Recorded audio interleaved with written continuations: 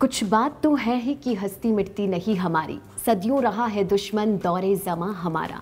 34 दिनों की कड़ी तपस्या और 4 सालों का इंतजार तब समाप्त हुआ जब सीएम सुक्खू की कैबिनेट ने JOAIT 817 के रिजल्ट को निकालने की हरी झंडी दी।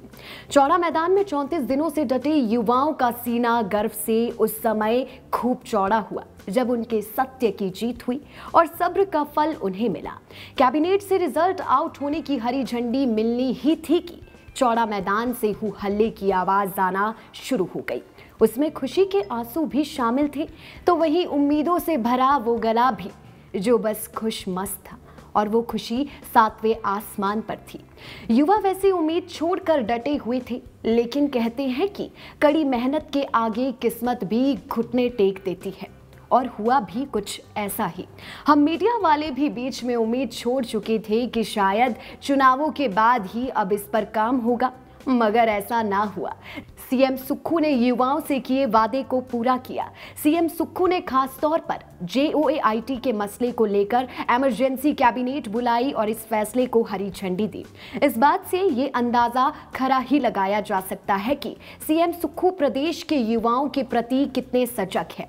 एक वक्त था जब युवाओं के सब्र का बांध टूट रहा था और सीएम सुक्खू को उस दौरान भला बुरा भी सुनना पड़ा था, मगर अब सीएम सुक्खू को यही युवा तेजस्वी और यशस्वी कह रही हैं।